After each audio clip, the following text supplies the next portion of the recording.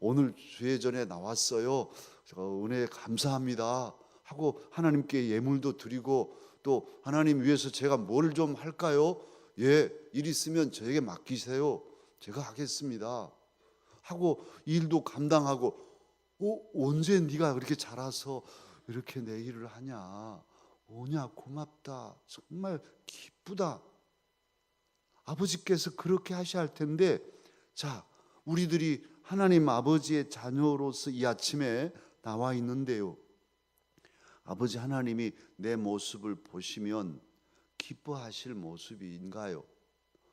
너 참 그렇게 잘 자라서 교회를 잘 성도들과 함께 보살피고 많은 사람들에게 선한 영향력을 끼치고 정말 기쁘다 이런 모습입니까? 아니면 가정에서 내 모습, 나 때문에 가족들에게 시끄러움이 나고 나 때문에 교회에 오면 또 어지럽고 나 때문에 회사에 가면 회사가 힘들어지고 그런 삶인가요? 아니면 내가 있어서 가정이 웃음꽃이 피어나고 교회에 오면 나 때문에 교회가 웃음의 잔치가 되고 사람을 살리고 길러내고 또 회사에 갔더니 내가 하나님의 아들 하나님의 딸인 내가 있어서 회사가 웃는 그리고 행복해지고 회사가 잘 되는 가게가 잘 되는 이런 일들이 일어나고 있는가요?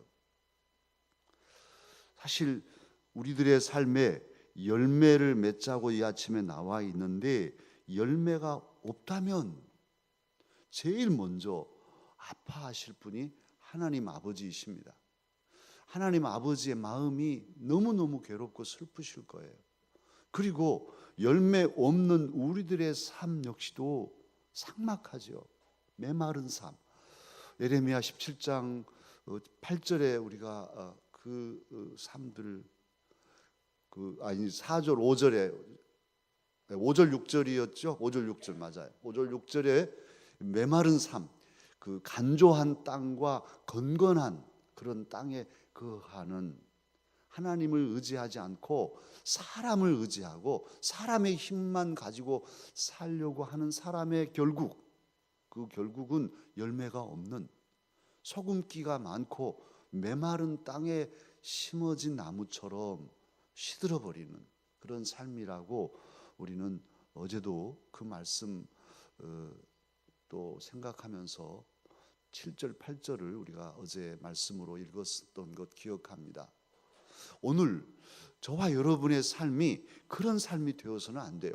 혹 지금까지 그렇게 열매 없는 삶을 살았다 할지라도 오늘 이 새벽에 특히 일의 소원 새벽 기도에 2017년 나와 있는 저와 여러분은 주님 지금까지는 제가 간조한 땅 건건한 그런 땅에 심어진 나무처럼 살았습니다만 이제는 한 번 더 기회를 주시면 열매 맺는 삶을 살아서 하나님의 기쁨이 되겠습니다.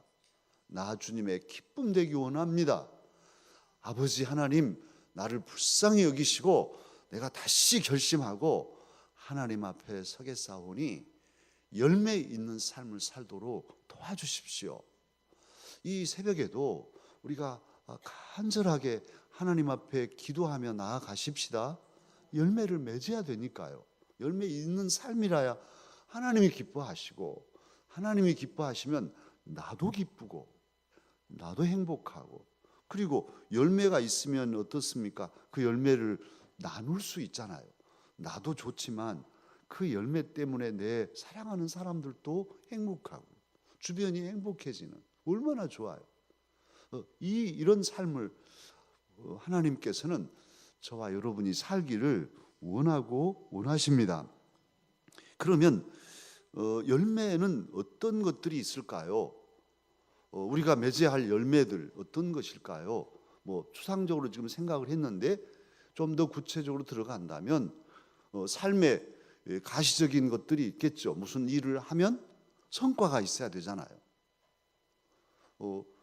장사를 했는데 이문이 남아야 되잖아요. 장사를 했는데 계속 마이너스라 빚으로 나중에는 장사를 못하게 돼버린다면 그건 기쁨이 아니잖아요.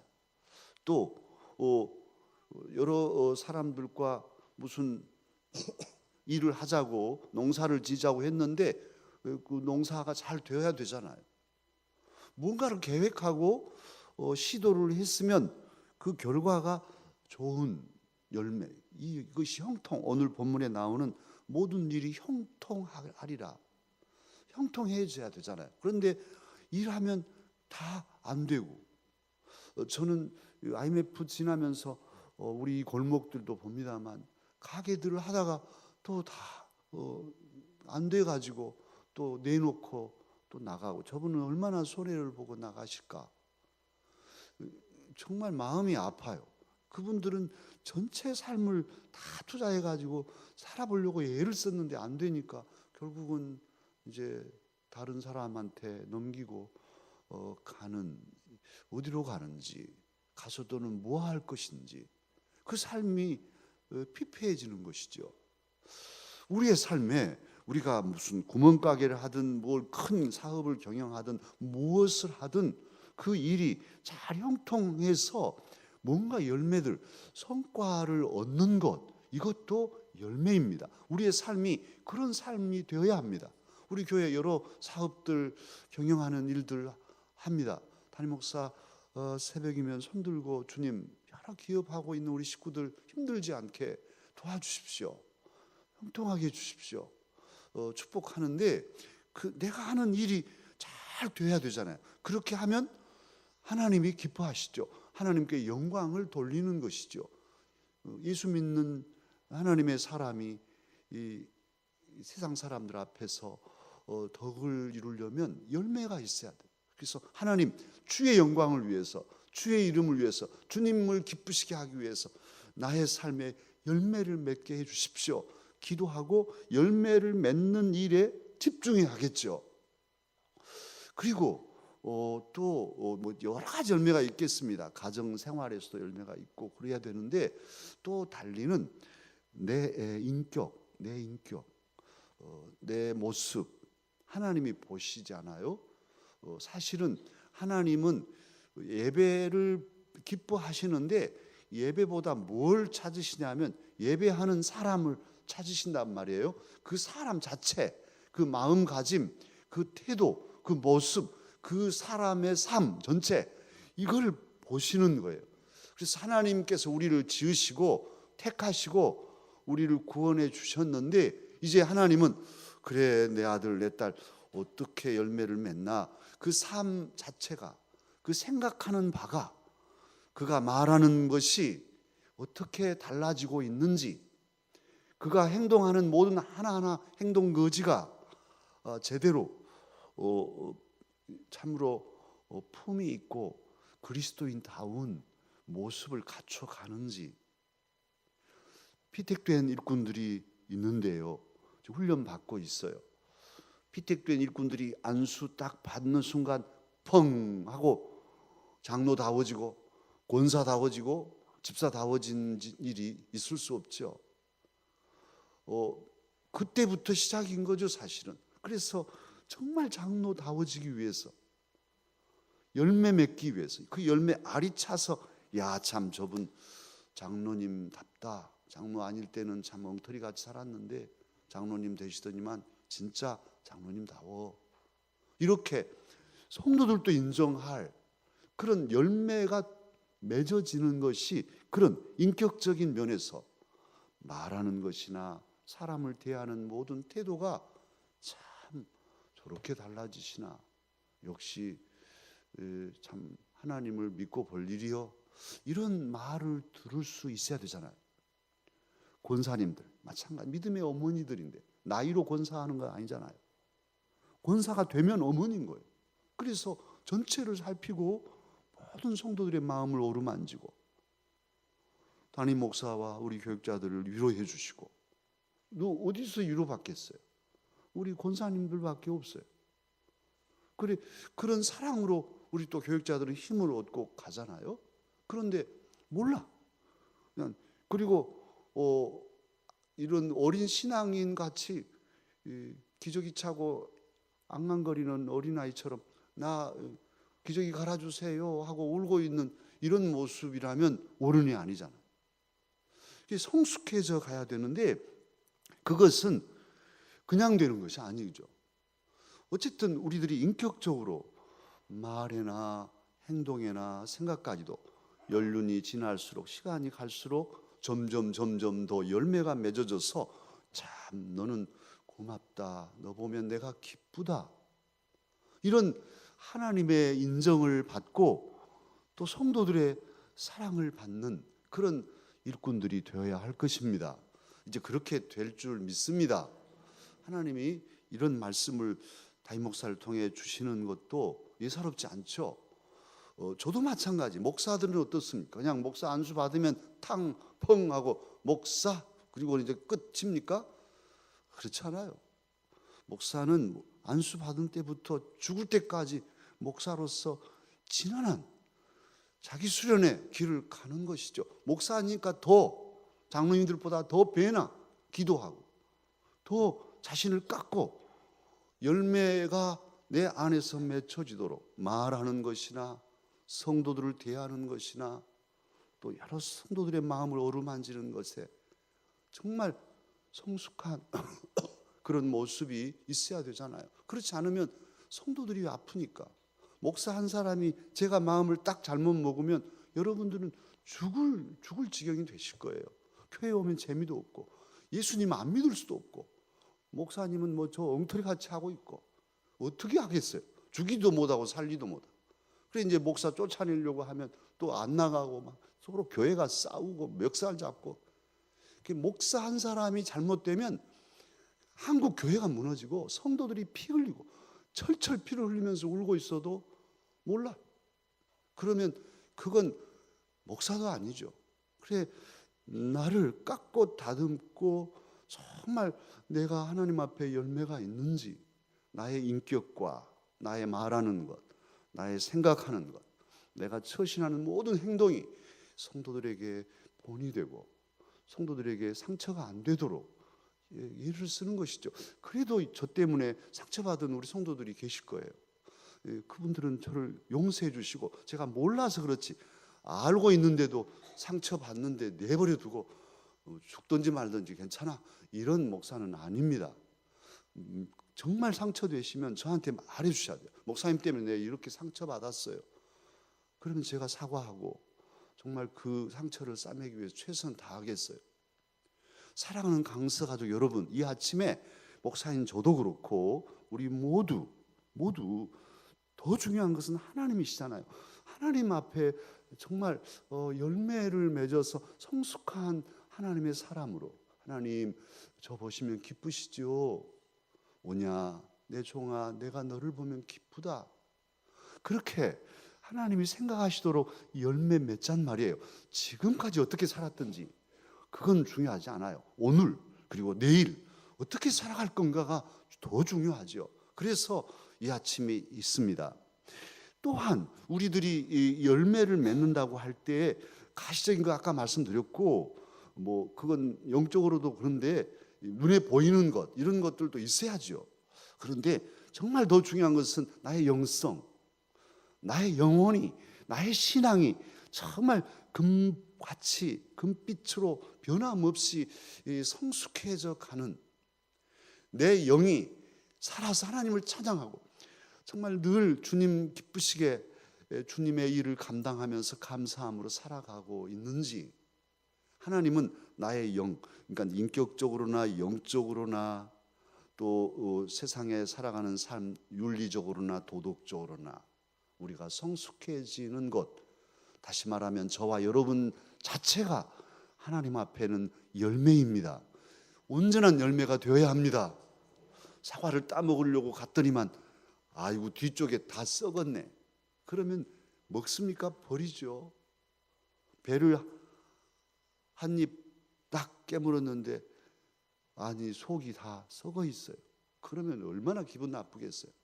하나님께서 우리를 보실 때 안에나 겉에나 다 알이 여물어 있는 그런 아름다운 열매가 되도록 잘 안 되지요. 그러나 주님 그런 열매 되기를 원합니다.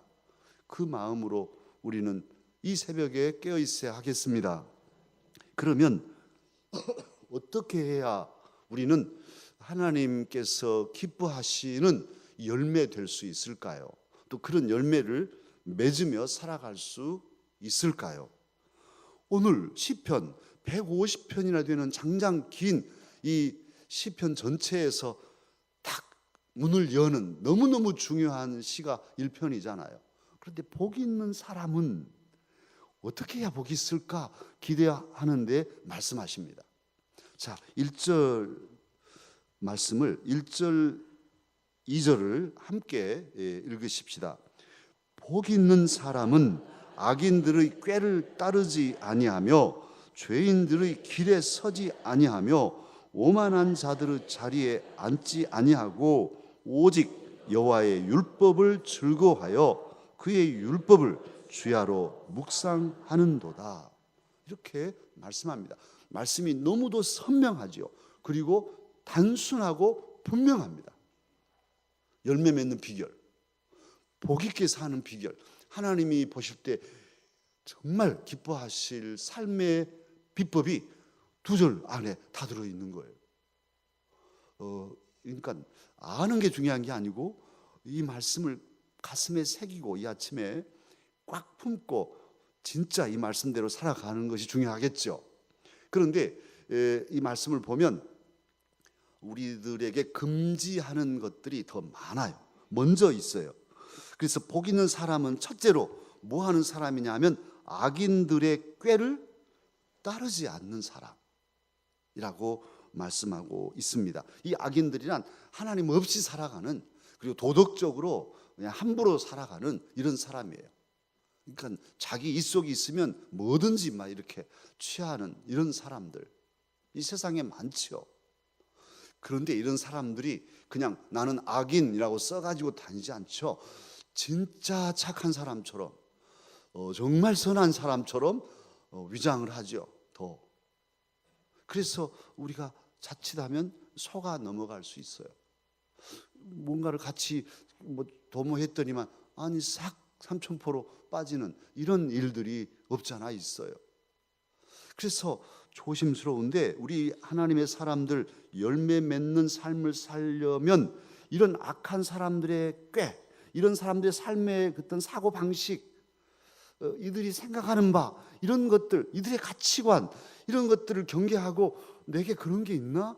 그런 게 묻어나지 않도록 늘 조심하고 삼가하고, 그게 있다면 참 칼처럼 잘라내는 이런 단호함으로 자기를 무장하고 있어야만 될 거예요. 특히 세상을 살아가시는 우리 강사역들은 더 그러실 거라고요. 두 번째는 죄인들의 길, 죄인들이 가는 길이 있습니다.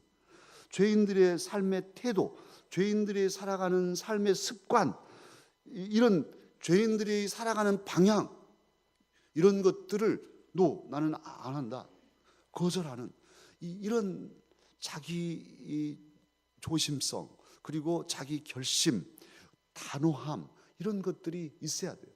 적절하게 발묻히고 하나님 앞에도 오고 또 이쪽으로도 살짝 발을 걸고 가는 것, 그런 태도가 아니죠. 그리고 세 번째는 오만한 자들의 자리에 앉지 않는, 그리고 오늘 악인들, 죄인들, 오만한 자들이라고 개역 개정은 복수로 해놨어요. 그래서 전체 많은 사람들이 그렇게 갈 때 나 혼자만 이렇게 가도 되나? 다 저렇게 편법을 쓰면서 가는데 나만 이렇게 있어야 되나? 나도 저렇게 해야 할까? 이런 유혹을 따를 수 있어요. 사람은 군집동물이기 때문에 많은 사람들이 가는데 서너 사람만 모였어도 뭐 있나? 이렇게 가게 돼 있어요. 본성이. 그렇기 때문에 다수의 어떤 물결에 쉽게 휩쓸릴 수 있는데, 그런 죄인들, 악인들, 오만한 자들의 그 흐름에 따르지 말라는 거예요. 너희들은 하나님의 사람이다. 다수의 사람보다 딱 한 분, 하나님을 바라보고 하나님을 향하여 가라. 하나님의 말씀으로 살아라. 하나님의 방식으로 살아야 한다. 오늘 이렇게 말씀합니다. 그렇기 때문에 목사로서는 조심스러워요. 제가 이 말씀 증거할 때도 조금 전에 기도하면서도 아버지 정말 조심스러워요. 왜냐하면 여러분을 몰고 가는 것이니까, 벼랑 끝으로 몰 수 있는 일이니까요. 그래서 망해버릴 수 있는데 다 가짜로 해서도 지금 사업을 한 해 못 한 해 하는데 진짜로 정직하게 살아갈 수 있을까? 그러기에 이건 우리들이 결단해야 돼요. 정말 하나님의 살아계심을 믿고 죽으면 죽으리, 망하면 망하리, 나는 편법을 쓰고 부정한 방법으로 살지 않고 말씀대로 해보겠다. 정석대로 악한 자들의 꾀를 따르지 않고 죄인들의 길에 내가 서지 않고 오만한 자들의 자리에 앉지 않으면서 하나님의 방식대로 나는 내 삶을 살겠어 하는 그런 결단이 없이는 할 수 없어요. 열매를 맺을 수 없어요. 하나님은 살아계시니까요. 목사인 저도 마찬가지입니다. 목회길도 편법을 쓸 수 있거든요. 정도로 간다는 건 쉽지 않아요. 그래서 남의 설교집 베끼고 남의 거 갖다가 슬쩍슬쩍 해 나갈 수 있죠. 왜 못해요? 그렇게 하는 사람도 없지 않아 있을 거예요. 그러나 그건 정도가 아니잖아요. 어떻게 하는지 내 것으로 또 내가 하나님 앞에 무릎 꿇고 얻은 것으로 여러분을 먹이려고 애를 쓰는 또 그런 것이 정도이기 때문에 어떻게 하는지 목사로서 100%는 못 되죠. 저도. 그러나 하나님 앞에 부끄럽지 않는 일꾼으로 살아가려고. 그래서 내 인생을 마칠 때 부끄럽지 않으려고요. 50주년을 지나면서 여러분의 담임 목사는 감사했어요. 그래도 잘 걸어왔구나. 내가 편법을 쓰지 않고 우리 교회가 큰 교회는 아니지만 그래도 이 지역에서 자랑스러운 부끄러울 게 없잖아요. 우리가 뭘 재정을 봐도 부끄러울 게 있습니까? 뭘 해도 어디다 내놔도 우리가 부끄러울 것도 없이 살아왔습니다. 할렐루야. 하나님의 살아계심을 우리를 통해서 보고 있어요. 사랑하는 강사 여러분, 힘들어도 결단하십시다. 하나님 안에 서십시다. 그래서 오늘 2절이 있습니다. 2절 다시 읽죠. 어떻게 그러면 살아갈까요? 오직 여호와의 율법을 즐거워하여 그의 율법을 주야로 묵상하는도다. 그래서 하나님의 말씀을 꽉 붙잡고 그 말씀 한 마리라도 오늘 아침에도 이 말씀을 가슴에 새기고 결단하고 이 말씀을 붙잡고 가면 하나님께서 열매는 하나님께서 맺게 해 주실 것입니다. 우리는 말씀을 붙잡고 믿음의 정도로 그렇게 가노라면 열매는 저절로 맺게 돼 있어요. 주님께 붙어 있으면 요한복음 15장의 말씀이 그거잖아요. 나는 참 포도나무니 너희는 가지다. 너희가 내 안에 있으면 나도 너희 안에 있겠다. 내 말이 너희 안에 있으면 무엇이든지 구하라. 열매를 맺게 해주시겠다는 주님의 약속이 있습니다. 집에 돌아가시면 요한복음 15장을 꼭 읽어보십시오. 오늘 말씀과 연계해서 시간이 없어서 지금 줄이는데요. 잘 연계해서 보시면서 하나님 안에 정말 결단하고 서시면 주님께서 위로하시고 우리의 삶에 풍성한 열매를 맺게 하여 주실 것입니다. 이제 말씀을 품고 함께 찬양합니다. 1절 370장 찬송 보실 거 없어요. 1절 주 안에 있는 나에게 딴 근심이 있으랴. 십자가 밑에 나아가 내 짐을 풀었네. 여러분의 짐이 한두 개가 아니잖아요. 이 아침 무엇이 여러분을 힘들게 하시는지요? 또 여러분의 간절한 소원은 무엇인지요? 주님 십자가 우리 위해서 생명을 주신 주님의 십자가 우리 앞에 있습니다. 주님 그 발 앞에 주님 나를 위해서 모든 짐을 지셨는데 주님께 이 짐 죄송하지만 맡깁니다. 풀어주십시오.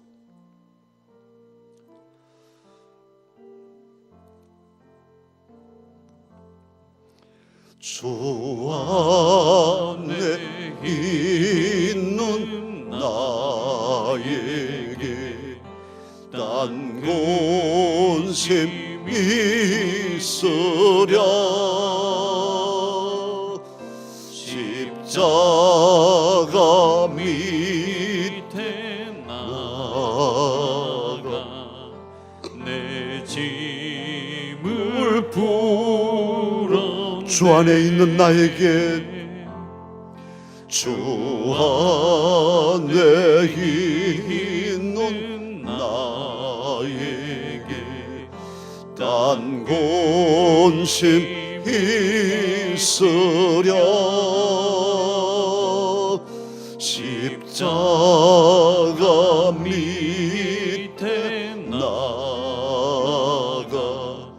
내 짐을 풀었네. 주님을 찬송하면서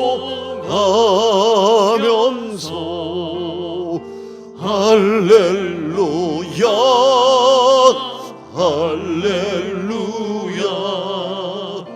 내 앞길 멀고 험해도 나 주님만 따라가리. 주님을 찬양하면서 주님을 찬송하면서 할렐루야 할렐루야. 내 앞길 멀고 험해도 나 주님만 따라가리. 다 함께 짧게라도 간절하게 기도하십시다. 다 함께 말씀 품고 기도하겠습니다. 사랑의 아버지 하나님,